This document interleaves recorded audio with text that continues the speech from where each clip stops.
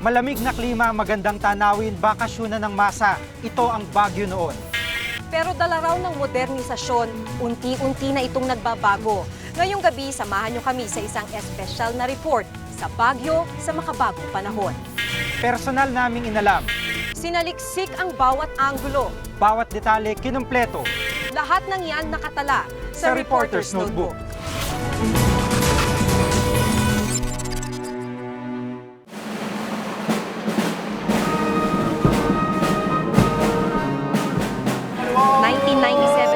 Graduate yung first batch ng mga babaeng officers.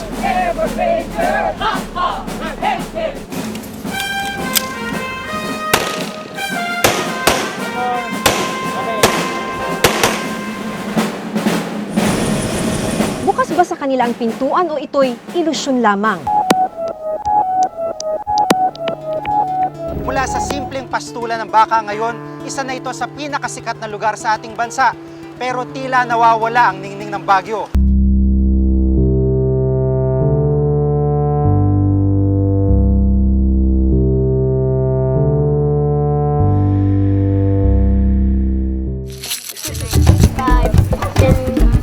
Doon ang pinakamarami doon, boss.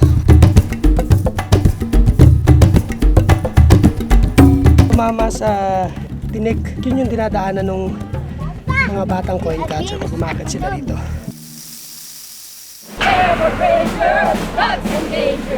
Pag nagkakaroon sila ng monthly visitor, ay hindi makakatakbo yan ng the way a man or male can run. Noong 1993 lang, pinayagang pumasok ang babae dito sa academy. Malayo na raw ang narating ng dalagang Pilipina dahil pwede na rin siyang maging opisyal ng sandatahang lakas. Bukas ba sa kanila ang pintuan o ito'y ilusyon lamang?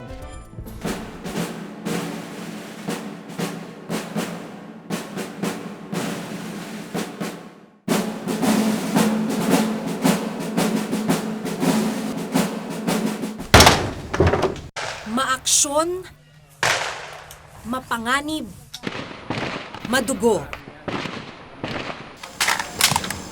Ganyan ang gera. Sa 4 na taong pag-cover ko ng militar, naging pamilyar ako sa mundo ng mga sundalo. Isang mundong dati para lamang daw sa mga lalaki.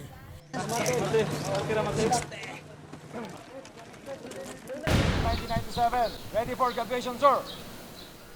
Ikinover ko ang graduation ng unang mga babaeng nagtapos sa Philippine Military Academy noong 1997. Inisip ko noon, pagdating ng araw, maaaring maging AFP Chief of Staff ang isa sa kanila. Saan na nga kaya sila nakarating? Taong 2000 nang magdeklara ng all-out war ang gobyerno laban sa MILF. Pumasok sa infantry o frontline ng Philippine Army si Lieutenant Lea Lorenzo ng PMA Class 1997 at naging platoon leader. Ngayon, kapitan na si Lea at OIC ng Management Fiscal Office ng Philippine Army. Actually kasi we were trained kasi na parang infantry eh. So yung focus ko talaga is to be a foot soldier. Hindi talaga siya yung... Hindi ko naisip na sa office ako eh. Di tulad ng mga lalaki niyang mista o kaklase, kinailangang ipaglaban ni Captain Santiago na makapag-combat duty. Naglabi ako sa mga commander doon na, so I want to be assigned in an infantry unit. Siguro parang nakita nila yung gustong-gusto ko talaga. They allowed me to be a platoon leader of a company. Napagbigyan naman siya, pero matapos ang 3 taon, inassign na siya sa opisina. Parang feeling ko medyo na-fulfill na naman din, in a way, yung kagustuhan ko na ma-assign sa isang infantry unit. Combat unit din ang pinasok ni Captain Vicky Agoncillo sa Army. Company commander naman siya ngayon ng Armor. Trabaho niyang i-command ang mga tangking tulad nito. Dito sa akin, I can say for my unit, Light Armor Brigade, kasi we were given everything, lahat ng opportunity, lahat ng training. Actually, sila nga yung pioneer sa pag-deploy sa amin sa line units. Gaya ng mista niyang si Captain Santiago, may asawa at anak na rin si Captain Agoncillo. Pero wala raw siyang balak talikuran ang combat duty. Since na-train ako sa leader, gusto ko rin na ma-experience. Gusto kong i-practice kung ano yung natutunan ko, di ba? Sa isang position paper na isinulat niya noong 1999 pa, inilarawan niya ang mga nararanasan ng babaeng sundalo. Iba pa rin talaga yung ma-follow mo yung career pattern na sinasabi. Na you pass through yung pagiging platoon leader, then company commander, to battalion commander, and so on. Dalawa lang sina Captain Santiago at Captain Agoncillo sa mga babaeng sundalong nakapasok sa combat unit. Mula 1997, pinakamalaking porsyento ng mga nagtapos na babaeng sundalo ang napunta sa desk o office assignment. Kasi sa military natin, pag wala kang combat experience, ay hindi mo naman makukuha yung star mo at saka stripe, di ba? Hindi ka magiging general, hindi ka magiging flag officer. So, effectively, dahil hindi ka nga nakagaw, you must really be spectacular to be able to go up to the general or flag officer rank, di ba? Kung mayroong lugar kung saan nabubuo ang mga pangarap ng mga sundalo, ito ang Philippine Military Academy sa Baguio. Halos 100 taon na walang babaeng kadete dito sa PMA. Noong 1993 lang, pinayagang pumasok ang babae dito sa academy. Nagsimulang tumanggap ng mga babae ang PMA dahil sa PD 7192 o Equal Employment Opportunities Act. Nakasaad dito na maaari nang pumasok sa militar ang mga babae. Pero maging sa pagpasok, limitado pa rin ang mga kababaihan. Sa regulasyon ng PMA, 6% lang dapat ng isang PMA class ang mga babae. Bagaman hinahayaan ng PMA na makapasok ang hanggang 10% hanggang ngayon. Bawal din mag-asawa ang babaeng sundalo sa unang 3 taon ng serbisyo para raw di maapektuhan ng pagpapamilya ang serbisyo. Yung kakulangan sa barracks, yung sinasabing isa sa mga dahilan kung bakit may quota o nililimita yung bilang ng mga babae na pwedeng pumasok sa PMA.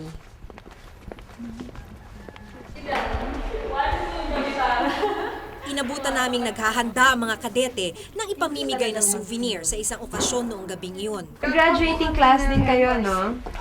Sino mag-army? Sa inyo? Lahat kami. Lahat po kami army na po. Siya lang pong hindi, yung naka... Ba't po tinatanong army? Siya army rin po. Wala, interesado lang ako kung sino yung mga gustong mag-combat unit. Kami po. Kayo lahat? Lahat Gustong po. mag-combat unit? Lahat po. Totoo lang, mas magaan naman. Pero tila tanggap na ng ilan na walang mangyayari kung ipagpipilitan nilang mapunta sa combat unit. Kung mag-ipurso namin yung infantry, kahit gustuhin namin parang mahirap nga kasi hindi pa prepared yung Hindi pa career prepared path talaga yung para sa army females. na magkaroon ng female. Ikaw, kayo. Mukhang di sila nagkakamali. Sa pagbisita ko sa PMA, naimbitahan akong umupo sa isang briefing tungkol sa academy. Our female graduates have been doing very well. 1, 2, 3, 1, 2, 3, 2. You cannot have a situation where the male officer is assigned in the field and also the female officer assigned in another field unit. 1, 2, 3, 4, 1, 2. Chances are after they get married, their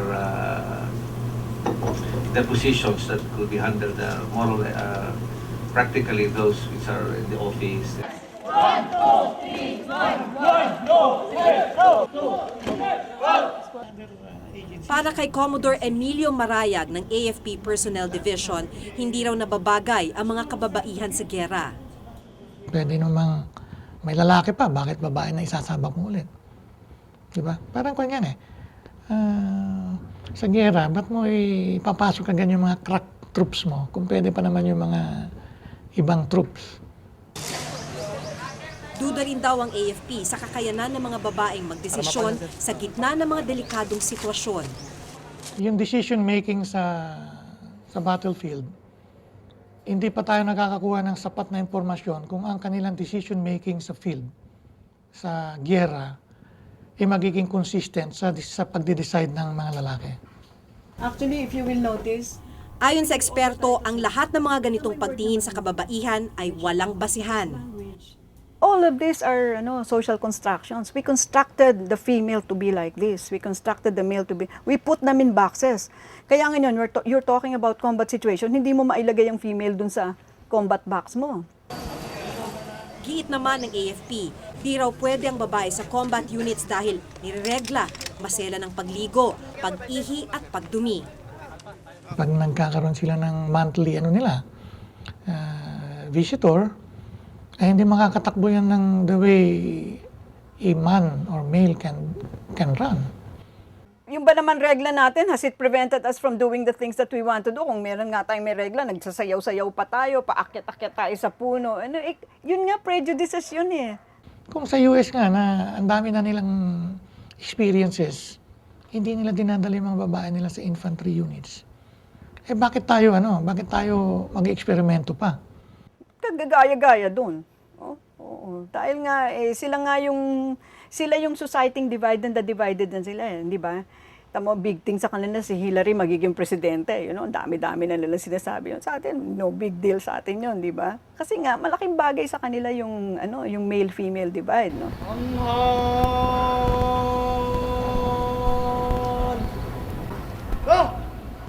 Kapareho naman namin ng training yung lalaki. Tapos sila magko-combat unit. In-apply nila. In-apply nila. Kami.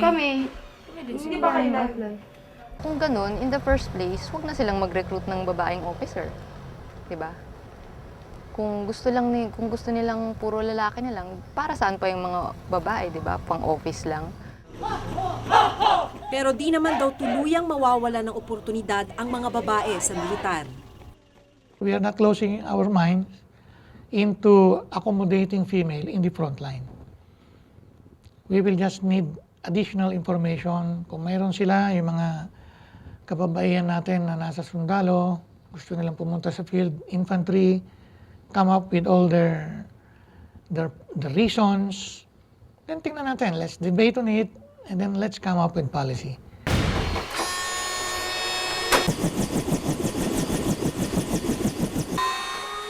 Ang mga babaeng pumasok ng Philippine Air Force tulad ni Captain Lunag, mas malinaw raw ang career path.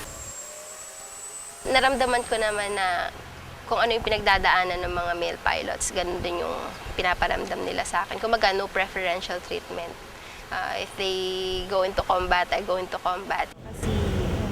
Pero di rin naging madali para kay Captain Lunag ang mapasok sa field assignments. Medyo hesitant pa yung command at that time. I was the first female to be trained. Tila malaking hakbang na ang matanggap ang kababaihan sa Philippine Military Academy. Pero nananatiling panaginip pa rin ang marami sa kanila na masubok ang kanilang galing sa larangan balang araw. Ako si Maki Pulido at ito ang nakatala sa aking Reporter's Notebook.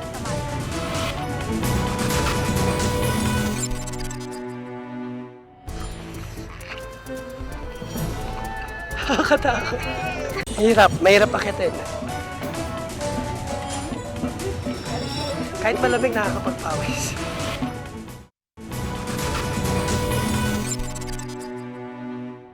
Sa murang edad, isinusugal ang kanilang buhay para sa barya-baryang kita. Sila ang mga coin catcher ng Mines View Park. Kilalanin ng mga paslit ng ikinabubuhay ay pagsalo ng sentimong grasya. Sa report ni Cesar Apolinario.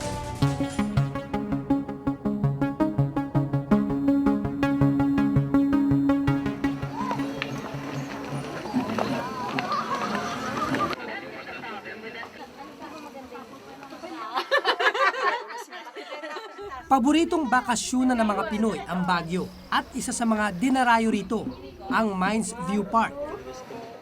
Sa ganda ng tanawin, tila obra maestra ito ng kalikasan. Pero sa likod ng obrang ito ay ang nagkukubling kwento ng kahirapan. Kwento ng mga batang kung tawagin ay mga coin catcher. Mga batang sa kabila na nakaambang peligro, sumasalo ng barya-barya mula sa mga turista.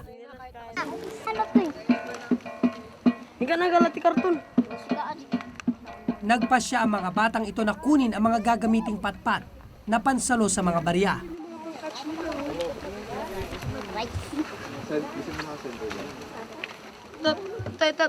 Yan. Spider-Man. Dun.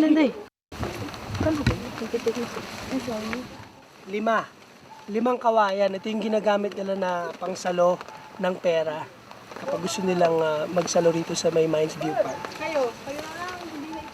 Nakatago pa, ibig sabihin, hanggang ngayon, may mga nagko-coin catch pa rin.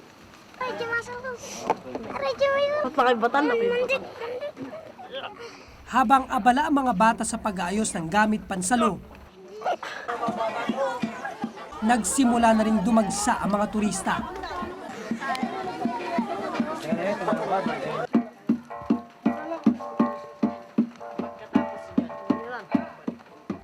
Mababang bakod lang ang harang sa view deck kaya madaling napupuntahan ng mga bata ang gilid ng bundok.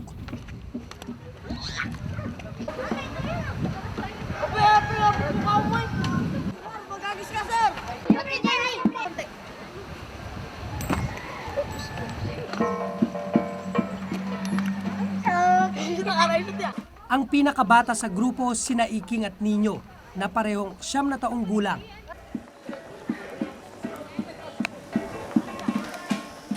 Playground nila ang matarik na bangin. Habang bumababa sila, tila nakikipagpatintero sila kay kamatayan. Dahan-dahan naman, boy. Ikaw naman, sus naman. Ang liit-liit mo pa, tapos ganito na trabaho mo. Bus, wala kasi mga. Bus, parang makatulong doon, bus. Makatulong sa mga parents po. Grade 3 na si Iking.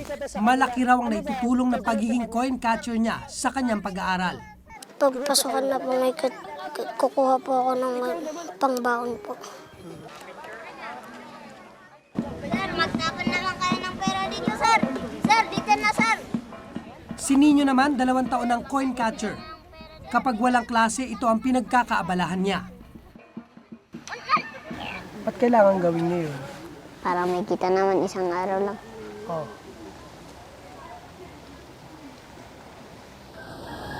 Bakit ganun ba kahirap yung buhay niyo?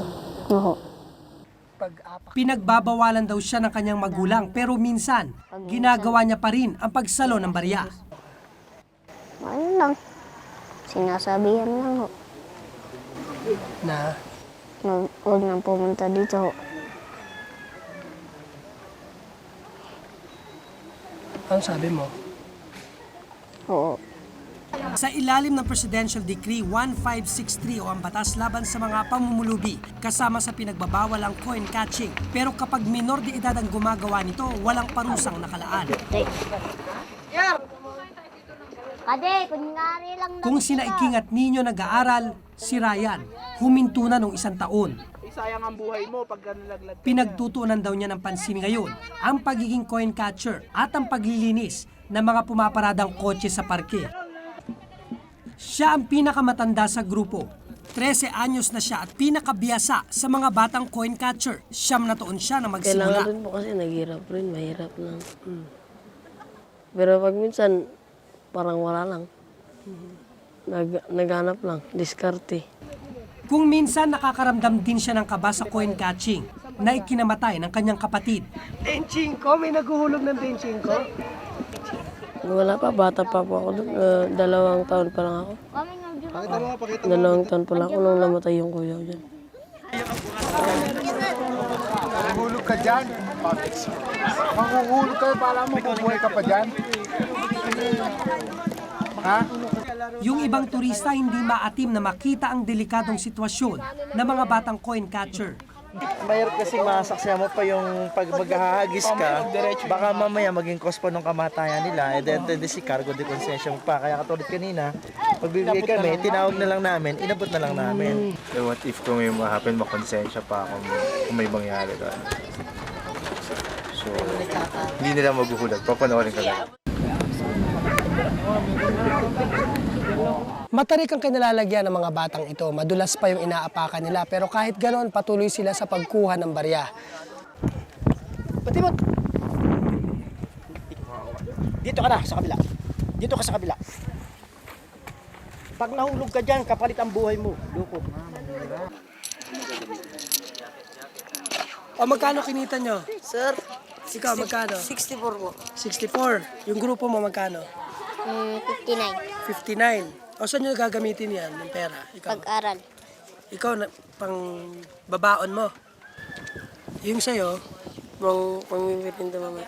pang mimerienda. Discover ako niyan. Matapos magtatakbo sa gilid ng bundok, pagkakarwash naman ang pinagkaabalahan ng tatlo. Matapos maglinis ng kotse, sinundan namin si Nino. Ano to? Hindi nakarwasan. Nakarwasan? Pwede nagmanak dito naman. Ay, ito lang. Ibusa. Isa sa mga tanod, ang tatay ni Nino, coin catcher din ng araw. Yun nga, pinipigilan ko talagang hindi mapigilan kasi may mga barkada Kahit ikulong ko sa bahay, mamaya tawagin yung mga barkada niya. Yan, mag-ipo-ipon na sila nun. Dating coin catcher din ang kasalukuyang kapitan ng Barangay Mines View. Tansya niya 1970s, meron ng coin catching. Aminado siyang may pagkukulang sila sa pagbabantay sa Mines View. Talagang gusto namin pagbawas. Siyempre, marami pa rin yung mga ibang bata na alam mo na, hindi mo pigilan yung mayan. Nagkukonsiguro pag walang nagbabantay. Pagkakarwash daw ang alternatibong ibinibigay nila sa mga batang coin catchers, pero minsan may nahuhuli pa rin sila. Pinapupunta namin sila dito sa police outpost. Sinatakot lang namin. Huwag na kayo pupunta rin kasi delikado. Ayon sa isang non-government organization, tila mabagal ang pag-aksyon ng mga namumuno. Kinailangan pa kasing magbuwis ng ilang buhay bago ito pagbawalan. Higpitan at saka kung talagang ipagbabawal na, magiging consistent na yun, araw-araw na. Dahil kapag araw-araw ginagawa nila yun talagang alam na ng mga bata na talagang bawal na. Walang malinaw na datos kung ilan na ang namatay sa pagsalo ng barya, pero ayon sa Barangay Mines View, aabot na 10 katao ang namatay mula 1990. Ang nanay ni Raya na si Aling Lucita ay isa sa mga namatayan ng anak sa pagsalo ng barya sa Mines View. 13 anyos ang kanyang anak na lalaki nang madulas ito at mahulog. Sa hirap ng buhay, ni isang litrato ng anak, walang naipakita si Aling Lucita. Talagang diretso siyang bumaba hanggang dun sa baba. Ang taas nung nakakuanan niya. Kaya nung nakuha na nila siya, patay na. Dead on the spot na siya. Walang lumabas na dugo sa kanya. Ano, may mga tao talaga. Matindi raw ang kaba na nararamdaman niya kapag nalalamang nagsasalo ng barya ang isa pa niyang anak na si Ryan. Kulang kasi ang kinikita niya bilang labandera na pangtustos sa 6 niyang anak. Sabi ko nga sa kanya, anak, huwag ka nang pumunta doon at delikado doon. Diyan ka na lang sa karwas mo. Ipinakita sa akin ni Aling Lucita ang puntod ng anak sa likod ng bahay. Dahil kapos sa pera, bato lang ang palatandaan niya. Walang lapida. Kung si Aling Lucita namatayan ng anak, si Robert naman maswerteng nabuhay. 10 taong gulang siya noon. Nadulas siya habang sumasalo ng barya at ilang ulit daw siyang bumaliktad sa bangin. Ipinakita niya sa akin ang peklat ng tahi niya sa ulo at binti. Nagsasalo kami. Naghabulan kami ng piso. Tapos nadulas ako. Hindi ko na namalayan, nahulog na pala ako. Hindi nadala si Robert. Pinagpatuloy pa rin niya ang pagsalo ng barya. Mga ilang beses kang bumagsak dyan, natatanda mo ba? 3 beses. Sa ngayon, hindi na siya nagko-coin catching. Kalimitan daw kapag edad 15 pataas, tumitigil na. Narito ako ngayon sa ibaba ng Mines View Park. Dito bumabagsak yung mga coin catcher na naaksidente sa itaas ng bundok na yan. Ayon sa mga residente rito, humigit kumulang 200 talampakan ang lalim nito. Sabi ni Robert, yung ibang coin catcher nanggagaling sa paanan ng bundok kapag pumupunta sa Mines View para hindi masita.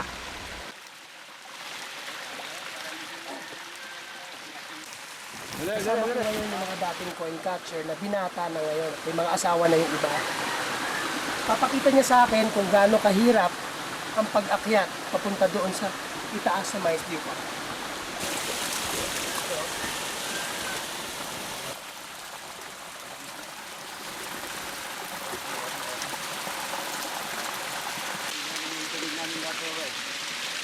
Masukal ang bundok. Maraming halamang matinik.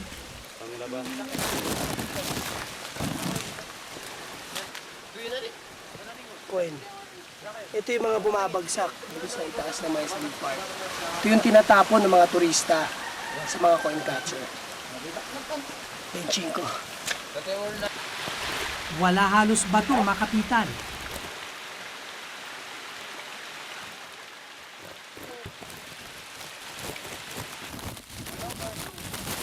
Joy ba yan? Joy?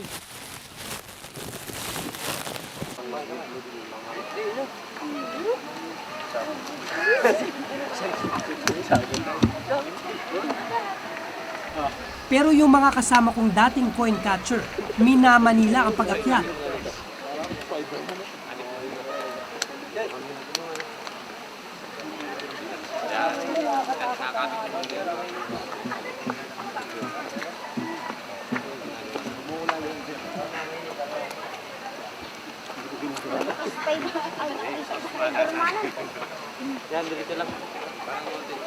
Hirap siya. Matarik yung lugar eh. At saka nakakatakot, lalo na kapag lilingon ka sa ibaba. Medyo mas delikado yung ganun. Nakakahingal.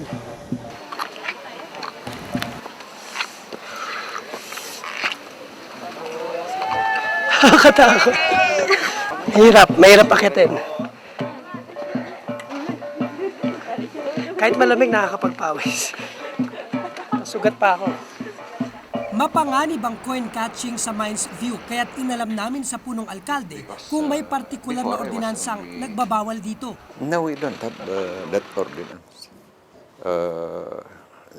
The city council has not prepared such an enactment. As far as I know. Tanging ang ordinansang laban sa mga naghahagis ng barya ang naipasa ng Konseho ng Baguio, 500 ang multa. Pero nakapagtatakang walang ordinansang naipasa para matigil ang coin catching. As far as I look at it, the children seem to do it only for fun. Actually, these children are not in the category of beggars. They have the respective families in the area. I would disagree. Kasi whether it's for fun or for its livelihood, it's risky for them. Dahil may mga na-aksidente na may namatay na. So, regardless of whether it's for fun or for livelihood, dapat tumigil na. Sa kakaunting barya, handa ang mga coin catchers na harapin ang kamatayan. Barya nga lang ba ang halaga ng kanilang buhay? Ilan pa ang kailangang mahulog bago tuluyan silang madala? Ako si Cesar Apolinario at ito ang nakatala sa aking reporter's note.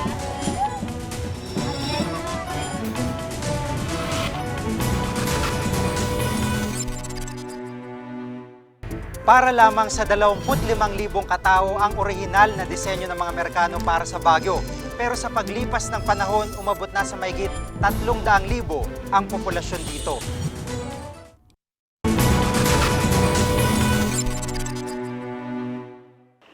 Kakabit raw ng modernisasyon ang pagbabago at hindi nagpahuli ang Baguio rito. Pero kasabay ba ng pagbabago ang unti-unting paglaho ng mga nakilalang tatak ng syudad?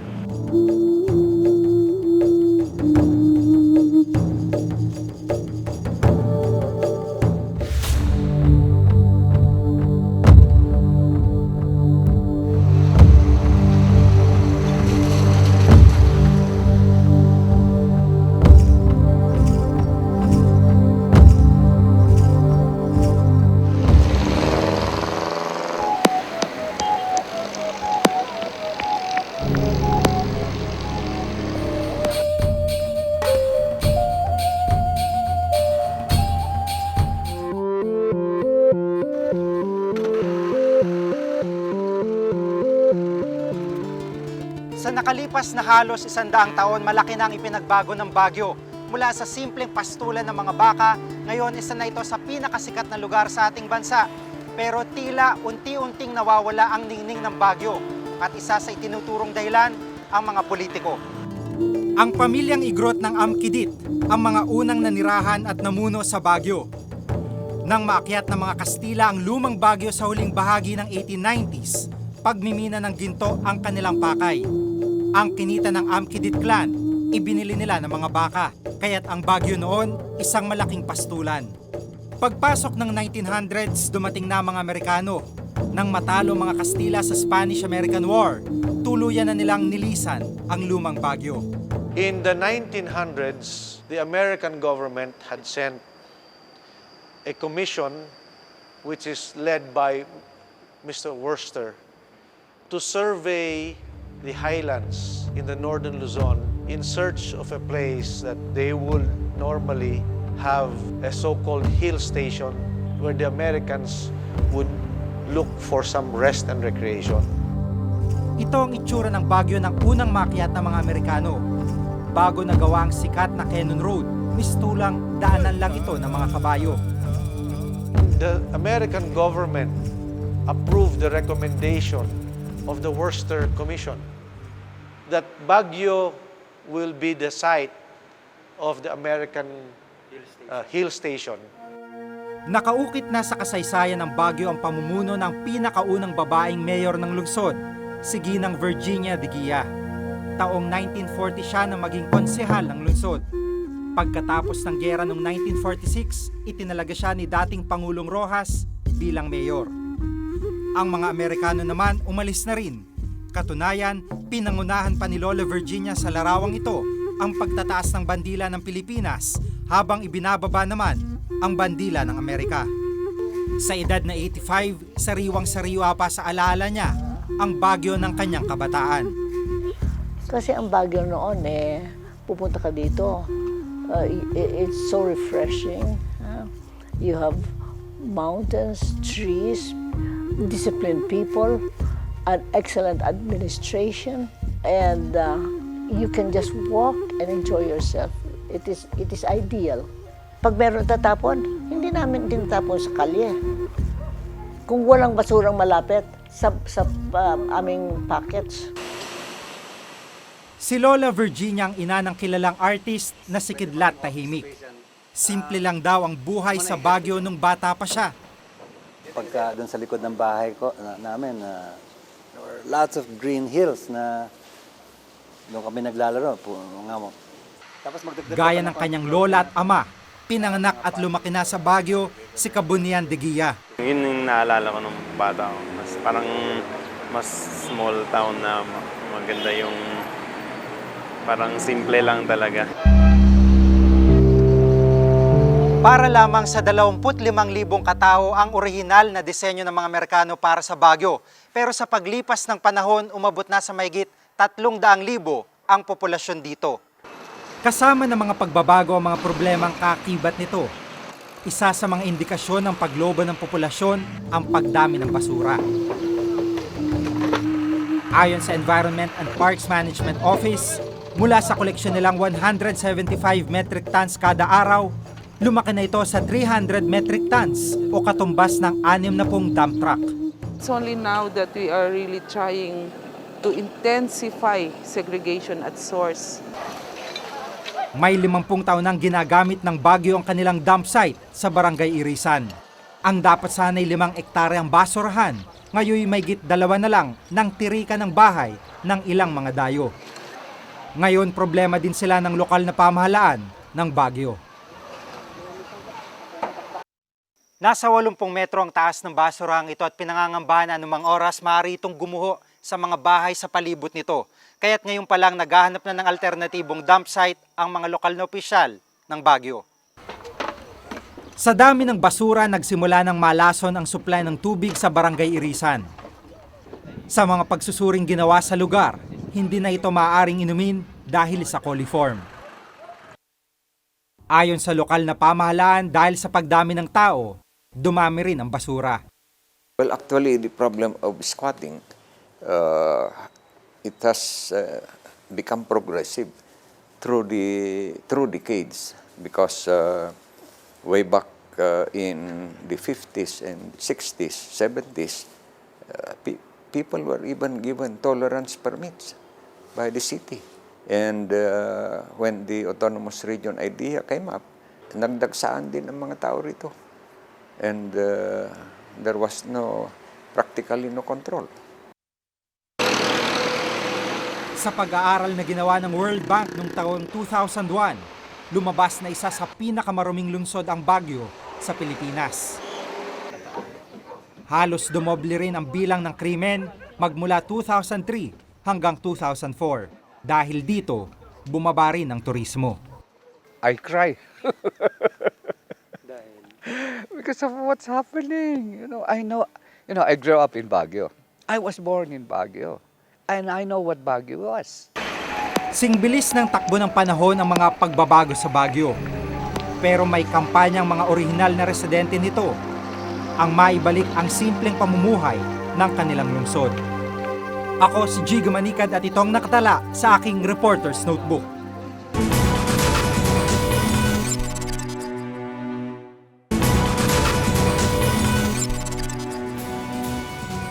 Nais kayong ipasiyasat na issue o balita, maaari kayong tumawag sa numerong 928-4239. Maaari rin kayong mag-email sa reportersnotebook@gmanetwork.com.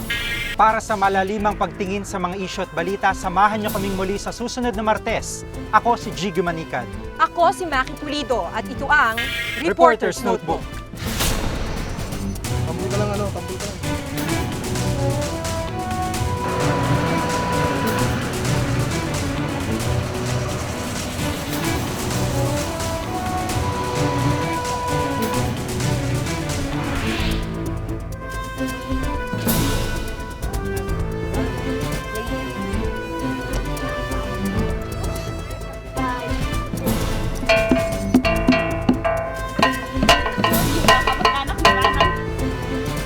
Nakalipas na halos 100 taon, malaki nang ipinagbago ng Baguio. Mula sa simpleng pastulan ng baka ngayon, isa na ito sa pinakasikat na lugar sa ating bansa. Pero tila nawawala ang ngiti ng Baguio.